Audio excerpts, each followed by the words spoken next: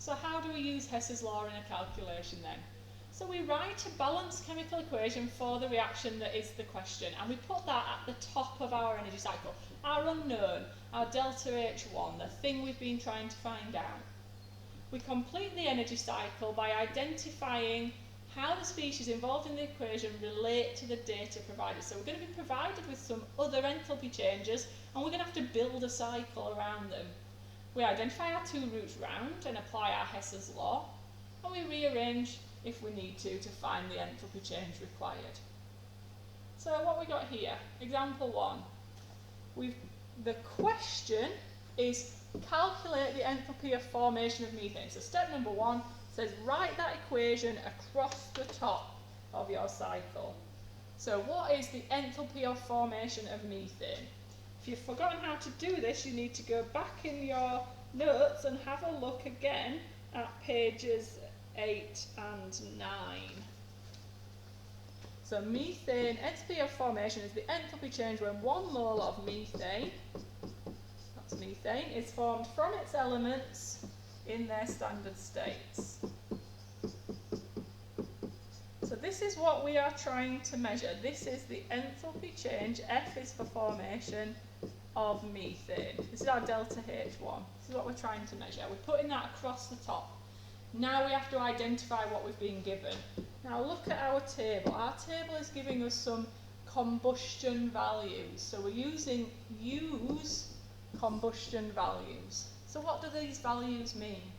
So we need to know our other definition that was on page 10. Apologies, sorry for that.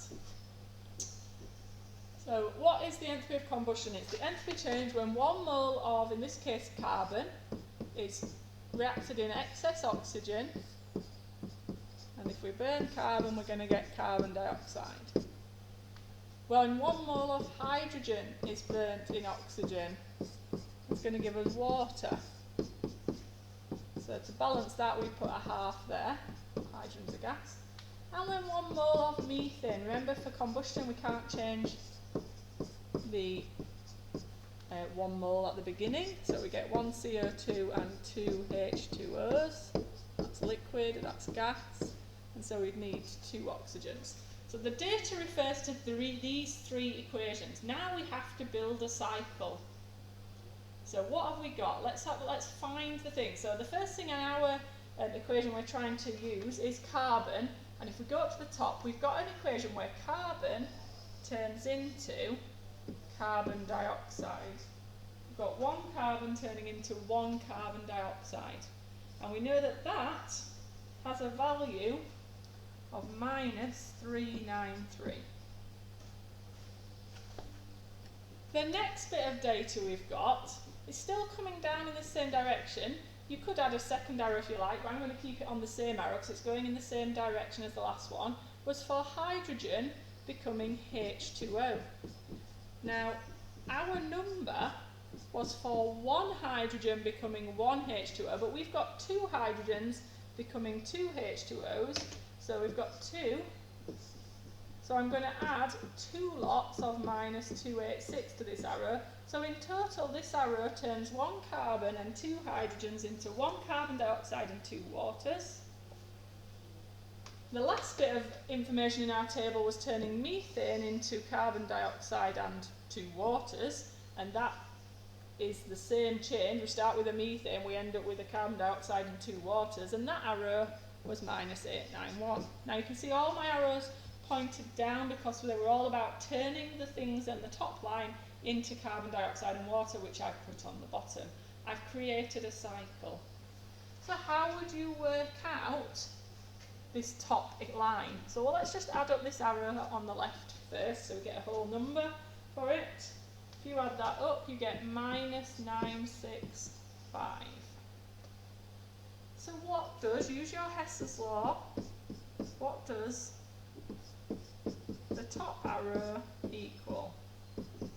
So remember, using Hess's law, we're going to go this way and then this way. So we're going to follow the first arrow, -965, and then we're going to go against the second arrow, so -891. Type that on your calculator and see what you come up with.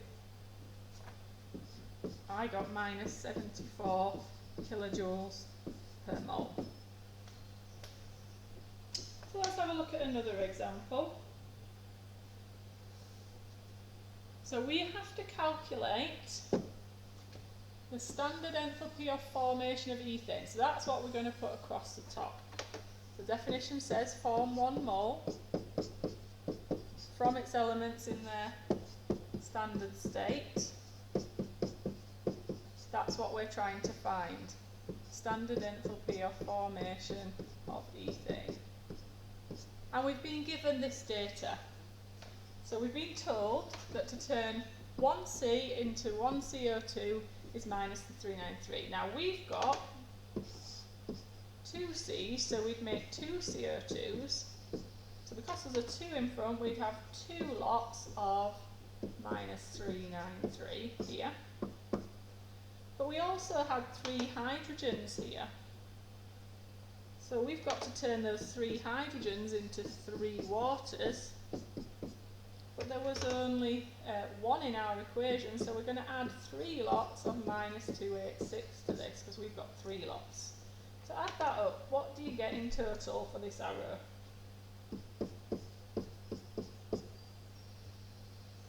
We've also got information about turning ethane into 2 carbon dioxides and 3 waters, which is what's happening from the top to the bottom there. That's minus 1561. So can you work out the answer to the question?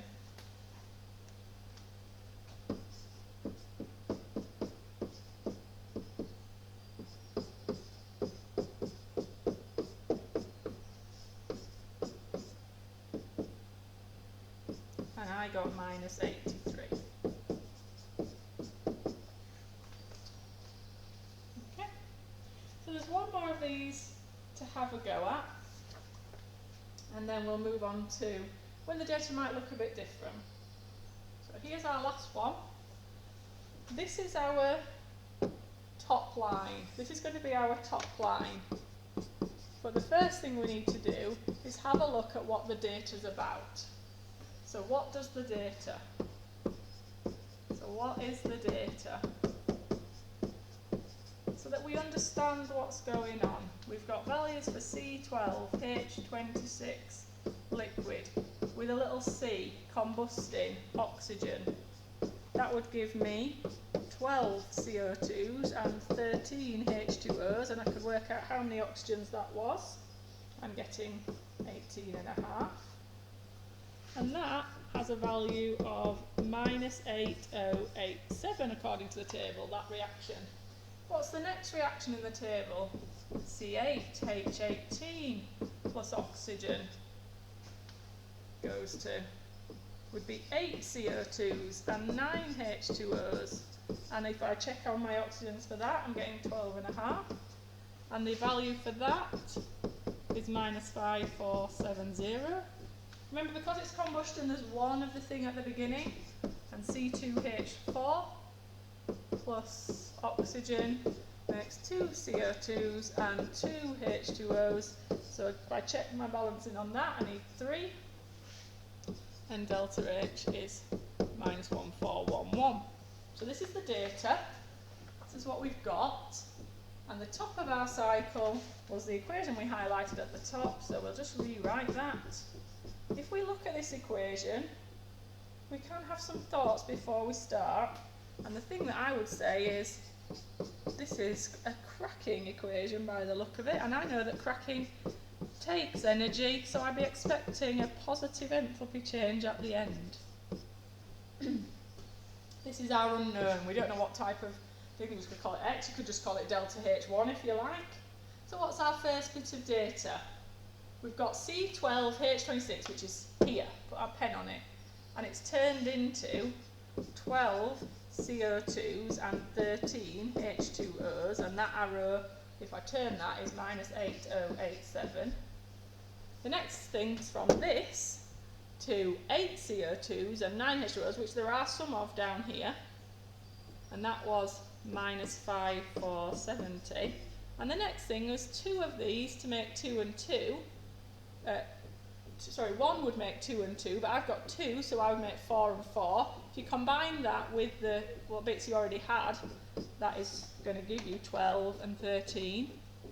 So I've got two lots of -1411. So I could add up this arrow and I would get -8292. And if you then work out what x is, it's going to be -8087 minus -8292. Put that in the calculator, plus 205 kilojoules per mole.